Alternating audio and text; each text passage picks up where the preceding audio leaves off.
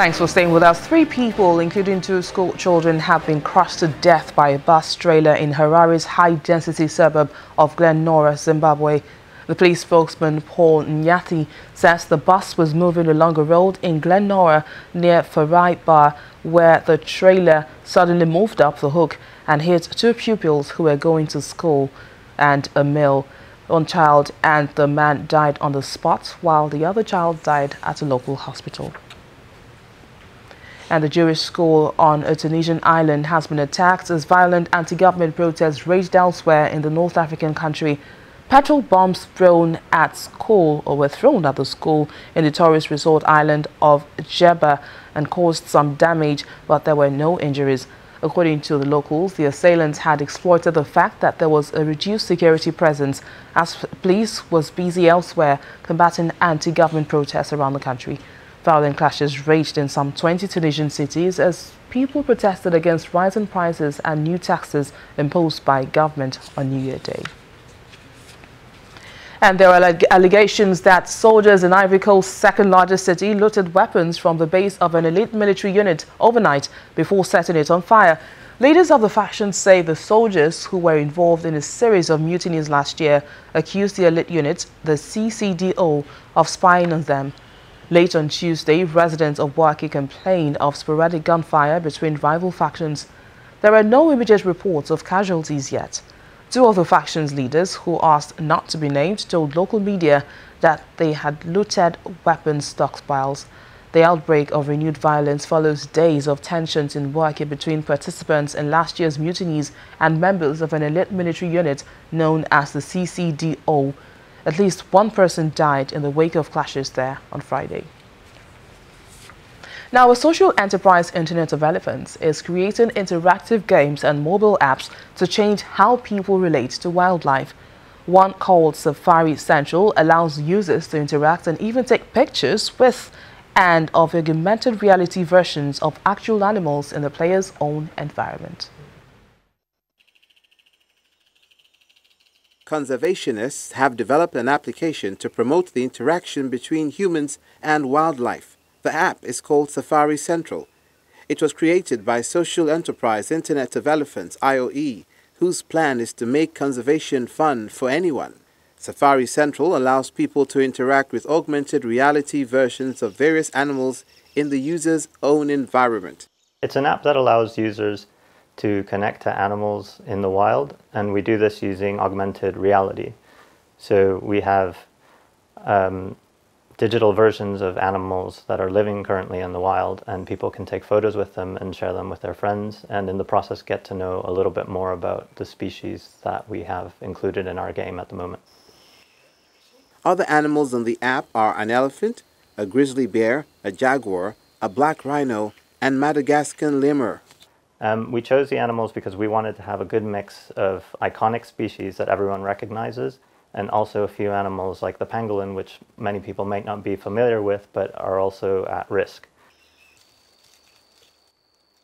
The pangolin, a small mammal covered in hard shell-like scales, has been hunted to near extinction.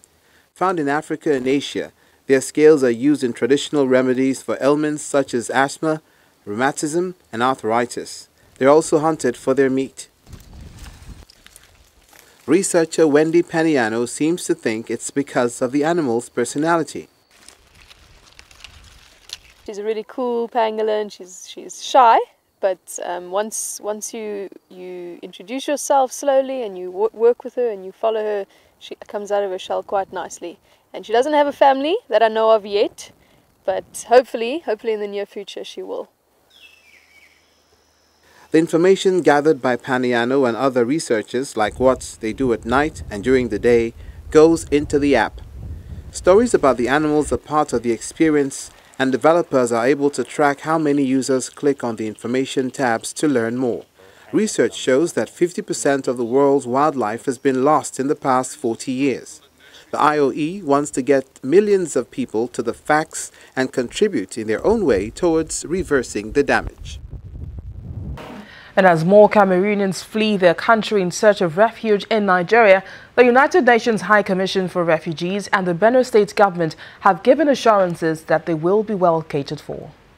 The country representative of the UN body, Antonio Kanhandula, and the executive secretary of the Benue State Emergency Management Agency, Emmanuel Shaw, gave the assurance during the visit to the refugees in Benue State.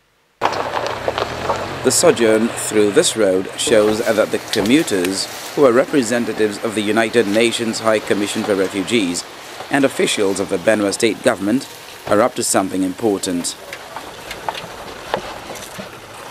Their journey takes them to a Bande village in Benue State and finally to this place. From the paintings on this wall, this building looks more like a school than a residential apartment. But incidentally, that's where these people now know as home. They are refugees who have to flee their motherland in Cameroon in the face of the civil unrest there. The looks on these faces tell that they are not happy about something. Both old and young seem to have a lot on their minds. Right now, if you go to Cameroon, like Akwaya side, which they know that is francophone, anglophone, everywhere is being surrounded by the military people. They are even seizing food from our hands. When you go to market, they even go to market begin to capture us. So, presently, as I left Cameroon, I saw 4 souls killed. Despite its ongoing battle with insecurity, the Benue State government is still able to cater for these people. We have provided these people with relief materials in form of sleeping materials. We have also provided food. We have provided rice, beans, guinea corn, noodles, and other materials, condiments. But how many mouths will this pot feed? That's their reason to ask for more. The Benue State government has put on measures to make sure that we are fine. But there are some certain holes that need to be filled. Like one of the challenges is we don't have a good health condition. Hospital.